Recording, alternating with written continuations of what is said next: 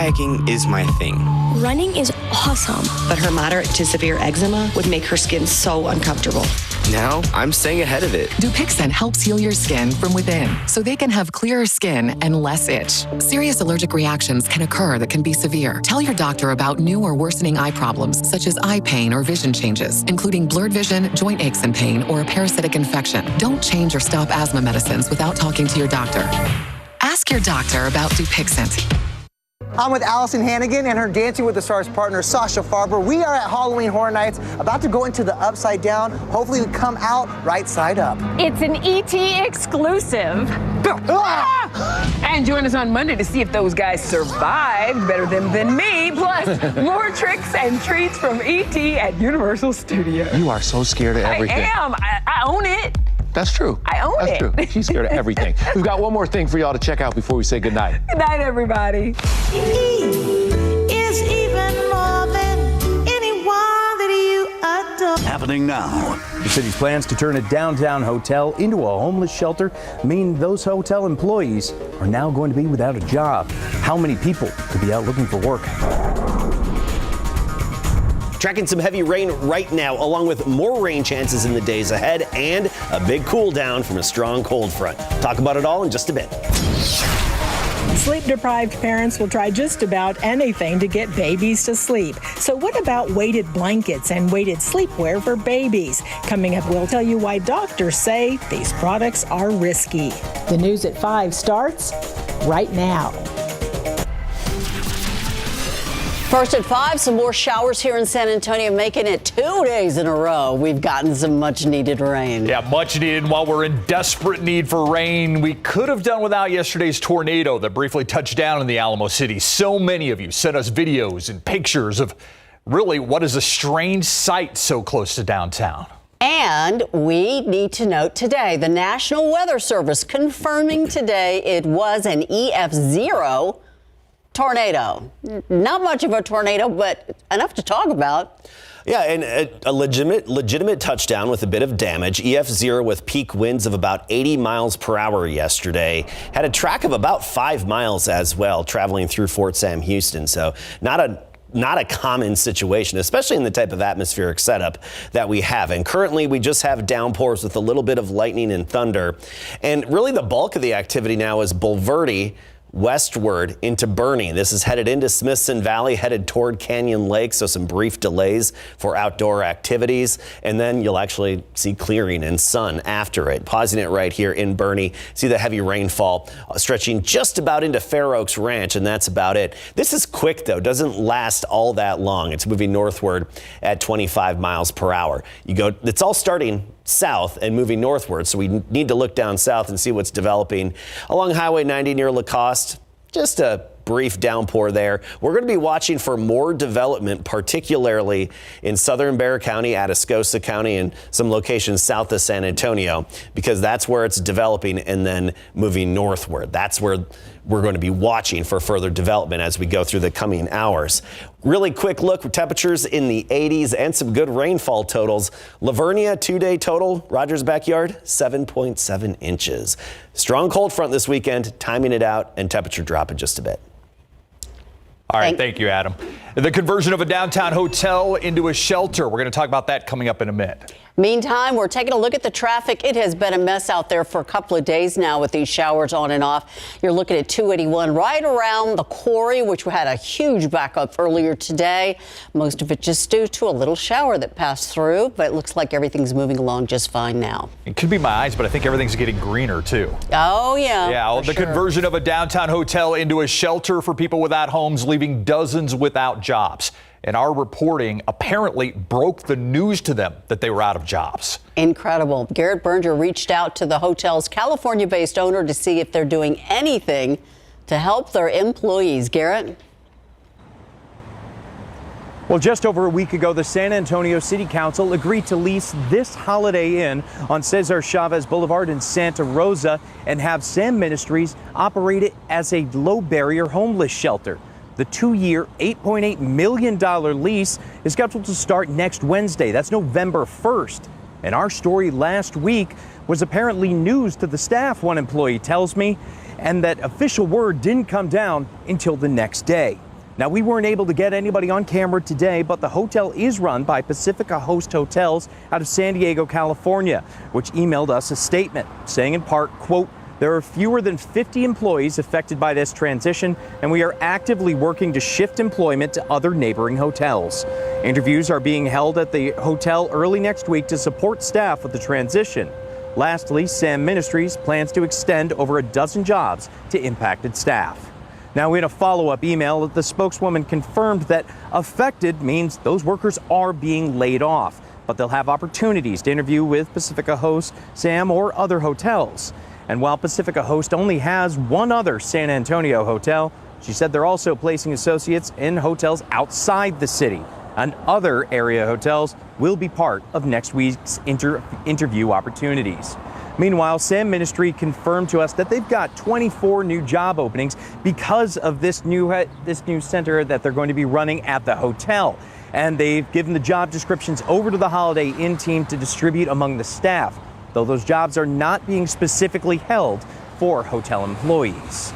Live downtown, I'm Garrett Berger, KSAT 12 News.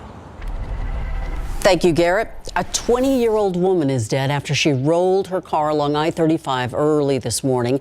San Antonio police telling us it happened near Somerset Road.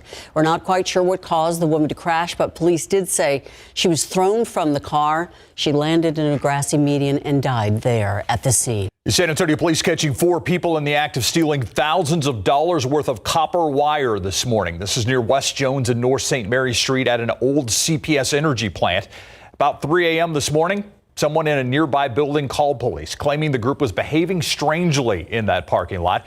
SAPD says it's likely because they were loading about $20,000 worth of copper wire into the back of their pickup. This is the first call that I've ever seen like this. This is not something that is usually easy for someone to do. So we're unsure how they got it or what tools they may have used. Kind of unusual, too. Investigators believe the group accessed the wire through a manhole out there, but they're still not sure how they got onto the property to begin with. Just about 2 days of searching and where a gunman who shot and killed 18 people in Maine escaped to, still a disturbing mystery. Detectives are investigating hundreds of tips, hoping that one of them is going to turn up. This 40-year-old U.S. Army reservist named Robert Card. ABC's Rita Roy with where investigators are focusing and what Card's family now says could have been his motive.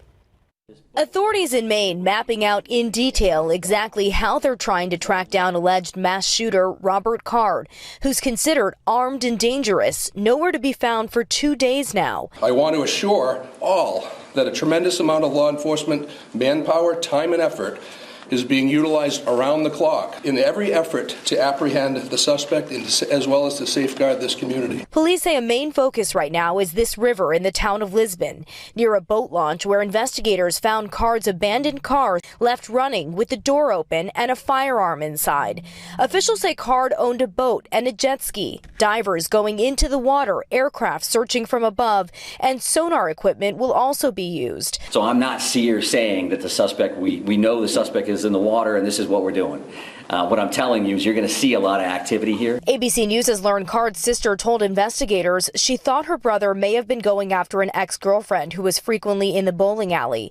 Detectives also going through more than 530 tips from the public as survivors speak out about the terrifying moments at the bowling alley and local restaurant where authorities say Card opened fire, killing 18 people and injuring 13 others. I saw someone get shot and I saw blood splatter everywhere, and they just fell off their chair and they weren't moving. 10-year-old Tony got separated from her mother Tammy at the bowling alley until the next morning. Tammy's cousin Trisha Asselin was working at the bowling alley when gunfire erupted. She ran to call 911 but was shot and didn't survive. The sad part is I didn't know she was there that night. I just feel devastated for the loss of her family and especially her son. The shelter-in-place advisories from police are still in effect, and schools were closed again today. Most family weekend events at Bowdoin College have also been canceled. Rena Roy, ABC News, Lewiston, Maine. To the Middle East now, and Israel's ground invasion of Gaza expanding today, and now a new issue. Today, internet and phone services collapsed in Gaza, disconnecting about 2.3 million people. The Associated Press releasing these satellite images, and you can see Gaza before and after the Israeli airstrike started in response to the Hamas attack in Israel on October 7th. Israel continuing to line the Gaza border with troops moving closer to a full-on ground invasion of the Hamas-ruled territory. Thousands of people have died in both Gaza and Israel as a result of the initial and subsequent attacks.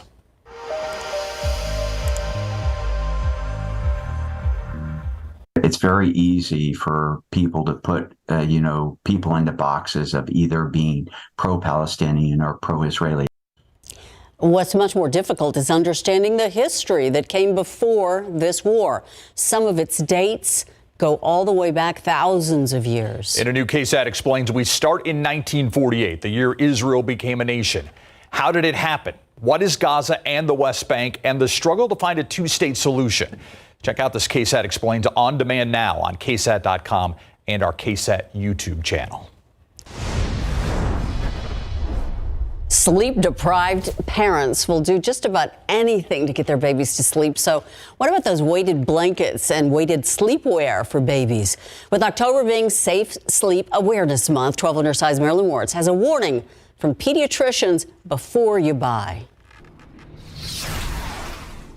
Weighted blankets, they're a hot trend for adults, but baby products, that's a hard no from the American Academy of Pediatrics. The doctors warn that weighted baby blankets and weighted sleepwear, like swaddles and sleep sacks, are not safe. One of the risks is suffocation, so the babies can actually get trapped under the weight of the blankets and not be able to breathe. Dr. Wanda Abreu says putting any weight on a baby's chest is problematic. The weight on their chest, rib cage, and abdomen can limit the ability for them to move their muscles required for breathing, and this can lead to asphyxiation. Two main manufacturers of weighted sleep products for babies, Nested Bean and Dreamland Baby, both say the lack of reported injuries related to their increasingly popular products shows that they are safe. But the Consumer Product Safety Commission has said there is at least one infant death involving a weighted product. Parents will be even more trusting of products that they see for sale if they have a label that says, this meets industry standards, maybe not realizing that those standards are largely written by the companies that are making and selling those products. That leaves new parents like Linda Ramirez looking for anything to help their baby sleep in the dark. It's so scary that they're marketed as safe when doctors are against it. Doctors recommend babies sleep alone on their back on a firm, flat surface with nothing else around them. Marilyn Moritz, KSAT 12 News. KSAT gearing up for the annual Muertos Fest at Hemisphere, and a big part of Dia de los Muertos, sugar skulls. After the break, a quick lesson on their meaning and a tutorial on how you can DIY at home. Welcome back. I'm Stefania Jimenez with a look at what we're working on for the news at 6 o'clock. It is very immersive. San Antonio police now have a new virtual tool to help practice de-escalation and also crisis intervention. Coming up, we're going to show you how it works and also how you can try it out for yourself. All that and more today on the news at 6.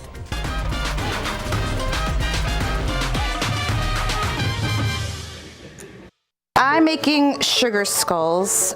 The sugar skull represents your loved one that has passed away. You decorate them with glitter, with feathers, colored foil, and you write the name of your deceased loved one on the forehead of it. And the reason that they're made of sugar is so that when you go to the gravesite, which is traditionally where you would place them, that the ants or the rain will eventually wash it all away, symbolizing the temporary status of life. We believe that as long as you're remembered in life, you're not dead. But what I do is I put about 5 pounds of sugar and 5 tablespoons of meringue powder. If you're gonna color it, this is where you would add the color. So once you have the sugar and the meringue powder mixed, you're gonna put in some water. And very little water is required. I get like a little thing like this and then just put it in tablespoon at a time, and it starts to get that kind of wet sand feeling. And once it sticks together like this, that's how you know it's ready. A sugar skull mold should have two pieces, the front of the skull and the back. You pack the sugar into the mold very tightly. You take a piece of cardboard and smooth out that part and then gently lift off. Sugar skulls were originally done when the Spanish came over, and they showed the natives how to do sugar art. So I leave them for 24 hours to dry. I like to keep everything edible as I get some royal icing. It's basically what pastry chefs use as glue. And there you go. And you've made a sugar skull. Who knew? All right, Muertos Fest kicks off tomorrow at Hemisphere Park. The opening ceremony at 10 a.m. The festival ends at 11 p.m. And if you can't make it tomorrow, the festival is also happening Sunday from noon to 9 p.m. Stephanie Jimenez and I will be out there tomorrow. So if you're unable to attend, we got you covered. You can catch the best of Muertos Fest, why we celebrate Dia de los Muertos, and everything in between on November 1st at 8 o'clock. Right here on KSAT 12. And if you scan the QR code you're seeing right now on your screen, it'll take you to our website where you'll get a little taste of what to expect all weekend long. And Adam is here to tell us what we can expect all weekend long, too, weather-wise. Adam. Most of the weekend, agreeable for outdoor activities. Just warm and humid for most of the weekend. A stray pop-up sprinkle or very light shower you might have to dodge. The main activity holds off until Sunday late afternoon and evening. Right now, I think the most likely arrival of the cold front will be around 3 p.m. in San Antonio. And when it hits, it's going to hit hard and you are going to feel it immediately. By 4 or 5 o'clock, the wind's going to pick up, rain's going to start, and the temperature is going to drop quickly. More rain is on the way and temperatures will be chilly as we get into next week. 85 tomorrow, 78 the high on Sunday before the front, and then we drop down to 46 for the warmest temperature all day long on Monday. That's our high. Halloween Tuesday is trending a little bit warmer. It looks like we'll get into the mid 50s because the clouds should break up and we'll actually have a little bit of sunshine for the second part of Halloween. All right, we'll talk more about the temperatures, where that cold air is right now and how cool it is in a moment. But let's talk about rain. We've got high school football, outdoor activities, a lot of action going on this evening and then again this weekend. Downpour approaching Luling. That's going to be a quick splash and dash, and some development here on the far west side near Alamo Ranch. That's pushing northward as well. And we'll see if this continues to develop and pull together. Right now, no lightning associated with it. The heaviest of the rain stretching from Canyon Lake westward to just north of Bernie, where it's becoming lit up. We really need some rain up here as well. And so it's good to see this heavy rainfall. And as for actual rainfall totals so far today, we'll look at the 12-hour rainfall totals, and as usual, very streaky. These showers are following each other. So when you get those streaks of showers and storms that follow each other that train, then you get the heaviest accumulations. And this is just the last 12 hours. This doesn't include the 3 inches eastern Bexar County got yesterday. But look at this, 1604, far east side of Bexar County, Lone Oak, 0.9, St. Hedwig, about 0.9 as well, all the way down to Elmendorf, nearly an inch of rain. We'll take another look at more accumulations at 6. As we go through the evening, we're keeping that 40% chance through 10 o'clock just because of the potential for more development. We've got the sunshine out there, which destabilizes our atmosphere and can really help reignite new showers and storms. So that 40% chance through sunset, not everybody's going to get it, obviously. 20 to 30% this weekend, very light, not a big deal. Don't plan around it. But Sunday evening, 70% into Monday as well. Monday, fairly widespread areas of rain. We've got it at 60%. But Halloween is looking dry. Maybe at sunrise, some lingering showers, but trick-or-treating, nothing to worry about in terms of rainfall. Let's look at temperatures. 92 in Del Rio, 89 Pleasanton. It is warm and very humid here, but we don't have to travel far to the north to get into the cold front. Check out Midland and Abilene at 67, Amarillo at 57, Oklahoma City 54. The real chill is farther north, 20s and 30s in the Dakotas, parts of the northern tier of the U.S. here because of that cold front. So as we go into the weekend, still warm tomorrow. We talked about that. 73 in the morning, some fog, low clouds, a little bit of sun in the afternoon, 20% chance of a shower, 85 the high.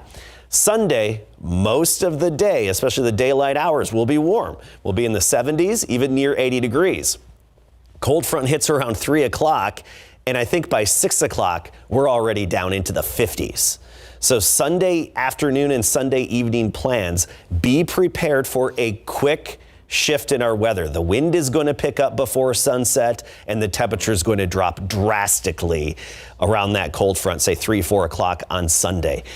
Trick or treat forecast upper 40s, so dress warm. That hasn't changed. What has been updated is the wind subsiding a bit north at 10 miles per hour. It's not going to be as breezy as previously anticipated, and we just erased that rain chance away from our trick or treating forecast. Looking dry with a clearing sky. That's nice to see. Dry and clearing sky. It's Friday. Happy Friday. Anyway, look at these low temperatures. You want to just say it for yourself Wednesday morning and Thursday morning? 39. Wow. Join Wow. me. Yikes. Incredible. Thank you, Adam. All right, Friday Night Football, big slate, and there's some important games tonight. Yeah, Taft Jay is our game of the week right here in KSAT 12, and it's really a huge contest when it comes to playoff seeding. We got a preview coming up. Plus, check this out. I think this is pretty cool. Wemby working out with Manu today. You know he's learning some good stuff there coming up.